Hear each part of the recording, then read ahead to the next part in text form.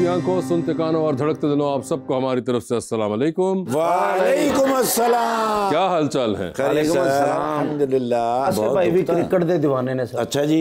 Umpire बन गए ने ते फास्ट बॉलर लग गए नंगिया। अच्छा जी। ਉਹਨੂੰ कह रहे आस्ता नंगिया कर, मैनू ठंडी हवा लगदी है।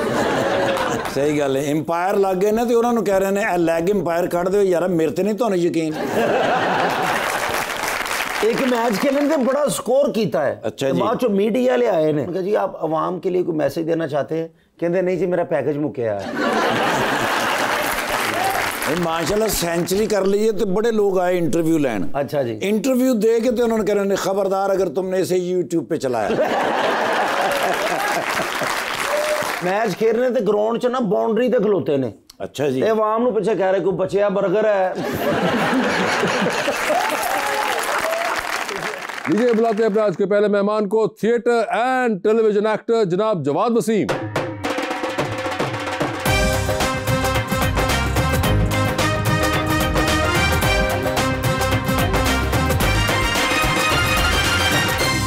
उनका साथ देने के लिए हमारी दूसरी मेहमान कराची तशरीफ लाई हैं एक्ट्रेस फहीमा अवान।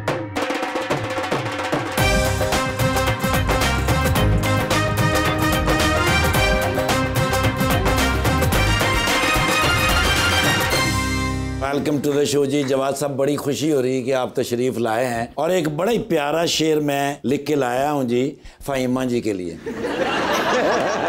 थका दिया है इस कदर जिंदगी ने मुझे, मौका दिया ही नहीं कि मैं भी खुश हो लूं। एक मुद्दत हुई है ए बख्त तुझे सोए हुए, अब जरा जाग के 2-4 घड़ी मैं भी सो लूं। हाय हाय। आपको ये कहना चाहिए बहुत देर हुई मुझे चलते फिरते, जरा मौका दे मैं भी मुंह धो लूं। तकदीर ने चाहा वैसे बदल गए हम, बहुत संभल कर चले फिर भी फिसल गए हम। Oh my God. किसी ने भरोसा तोड़ा और किसी ने दिल, और लोगों को लगता है बहुत बदल गए हम। सीरियस ना है कर, मुझे लगता है मेरे हाल को रक्षा आ रहा है। अरे आप बैठे। अस्सलाम जी वालेकुम अस्सलाम। जवाद साहब क्या हाल है आपके? जी आपकी दुआएं अल्हम्दुलिल्लाह बहुत खैरियत से हैं। बड़ी खुशी हो रही आपको देख के, इनको भी। अच्छा। मगर आपको मतलब बहुत खुशी हो रही। नहीं, मुझे भी बहुत खुशी हो रही है। मैं हमेशा आपको देखता हूँ तो मेरे चेहरे पे मुस्कुराहट आ जाती है। नवाज़िश, शुक्रिया। ये कमाल है आपका। फहीमा जी आपका क्या हाल है? बिल्कुल ठीक ठाक। How is Karachi? कराची बहुत जबरदस्त, जबरदस्त हमेशा की तरह। जबरदस्त। और आपने शो भी देखा हुआ है? जी जी। So you have an idea. जी जी जी। जबरदस्त, बिल्कुल ठीक ठाक। आपका अभी एक ड्रामा आने वाला है, कबूल है कबूल है। जी। तो सर क्या हाल है आपका? कबूल है। जितनी आपकी उम्र, अब ये काम फजूल है। अरे फजूल नहीं, ये काम तो मेरे कदमों की धूल है। मैं अम्मा को फोन करता, ये बात उनको मंजूर है? उनको तो उस दिन भी मंजूर नहीं थी। सर पे खड़े होके कहो कबूल है। जवाद साहब मुझे एक बात बताइए, आपको कोई याद है पहली दफ़ा जब आपने ये जो कॉमेडी की हिस्स है ये आपको खुद रजिस्टर हुआ हो कि यार ये मैं कुछ कहता हूं तो लोग हंस पड़ते हैं? ये मुझे आज भी यकीन नहीं आ रहा कि लोग क्यों हंसते हैं। तू तो इतना बड़ा कॉमेडी है ही नहीं, तो ये तो अकल ही नहीं। ये तो मेरा अल्लाह की देन है। तो इस देन के बारे में आपको पहली बार एहसास कब हुआ था? यकीन करना कि अभी भी यकीन नहीं आ रहा। नहीं वो तो मुझे भी नहीं आ रहा, लेकिन वैसे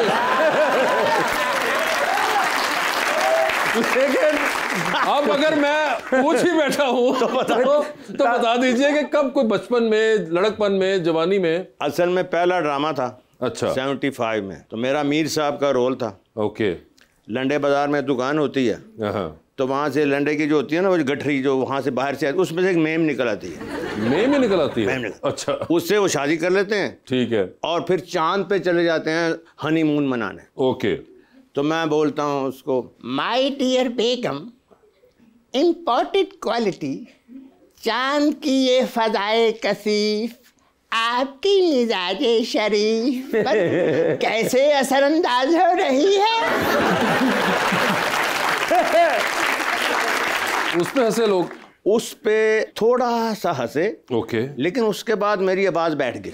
अच्छा। अब लोग कहें ओए ऊंची बोल, ग्वाल मंडी ओए ऊंची बोल, ऊंची बोल। मैं और तेज बोलूं, आवाज और दब जाए, मैं और पीछे से मेरे उस्ताद कहे लूट लूट, वो उधर से ओए ऊंची ऊंची, और मैं मर के भी आइंदा कभी मुझे काम नहीं मिलेगा। मेरे हाथ में थी छड़ी। ओके। अब मैंने क्या किया, माय डियर बेगम इम्पोर्टेड क्वालिटी, इससे लोग हंस पड़े। वो क्लैप आ गई। ओके। ऐसी क्लैप आई कि मैंने कहा इसी पे लोग हंसा करेंगे। अच्छा, नहीं मगर ये तो आपने ड्रामे की बात बताई ना कि ड्रामे में ये हुआ, मगर उससे पहले कभी कोई दोस्तों यारों में, खानदान में भी आपको ये किसी ने रजिस्टर कराया था कि जवाब तुम बड़े फनी हो यार? बिल्कुल नहीं, किसी ने नहीं खानदान में कराया? बिल संजीदा संजीदा खानदान, नालायक। बस वो अम्मी ने 8th क्लास में स्कूल में को पार्टी थी, तो मुझे एक तकरीर लिख के दी और सारे लहजे बताए कि ऐसे ऐसे अच्छा। ऐसे ऐसे। तो वो मैंने पढ़ी तो सब ने कहा यार ये तो तेरा एक्सेंट बड़ा, तो एक्टर लगता है। वो लफ्ज़ एक्टर जो है वो मुझे वो जहन में बैठ गया। ठीक है। कॉमेडी तो बाद में फिर शुरू हुई। ओके, वो बाद में शुरू हुई। फहीमा, जैसा इन्होंने कहा कि इनको तो यकीन नहीं आता था और फिर एक मौका मिला और उसके बाद उसके अंदर इन्होंने एक एक्शन किया एंड ही रियलाइज्ड कि ये आपके साथ, आई एम श्योर कि ऐसा कुछ नहीं हुआ होगा। आप पहले मॉडलिंग करती थी, फिर एक्टिंग में आई, तो मॉडलिंग आपको क्या शौक था या लोगों ने आपको देखा और कहा कि भाई आप मॉडलिंग करेंगी मैडम? मुझे मॉडलिंग करने का नहीं शौक था। शौक नहीं था? नहीं, तो वो भी फोर्सफुली मैंने किया। फोर्सफुली किया? हाँ। ये कि देखा बस ये कमर्शियल है, करना है, लंबे लंबे बाल हैं तो आपने कर लिया। एक्टिंग मैं बहुत शौक से करती हूँ। ओके, वो आपको किसी ने कहा नहीं था, आपने खुद? हाँ, मैंने कहा नहीं मुझे एक्टिंग करनी है। वो आपको एक्टिंग करनी है। तो कोई मुश्किलात आई जब शुरू में एक्टिंग की? मुश्किलात तो हर चीज में आती है, आपको करना होता मुझे है। फोन कर देती आपकी यार, मुश्किलात दूर कर देता। उस जमाने में लैंडलाइन थी ना, वो तुम्हारे पास नहीं थी इसलिए फोन नहीं कर सकी वो। ये अपनी कॉमेडी में मेरी गुर्बत का बताने की क्या जरूरत है? तो आपने कहा कि मॉडलिंग केम वैसे ही एकदम आ गई आपके वैसे पास? क्योंकि मॉडलिंग ऐसा होता है कि एक कमर्शियल किया, फिर दूसरा किया, फिर लॉन के शूट्स कर रहे हैं, आप कर रहे करते जा रहे हैं। बिकॉज मुझे लगता है कि मॉडलिंग में आपका फेस प्यारा है और आपके लुक्स अच्छे हैं तो आप कर सकते हो। एक्टिंग में अगर आप टैलेंटेड हो तो ही चल सकते हो। तो ये थोड़ा सा मुश्किल मॉडलिंग के अंदर आपको प्यारे फेस का एडवांटेज हुआ था? हाँ, वो एडवांटेज हुआ। प्यारा तो इतना है कि एक शेर कहने को जी चाह रहा है। जी जी, तुसी नाम ही कहते सानू पता सी। देखा था उसको प्यार की नजरों से एक बार। अच्छा।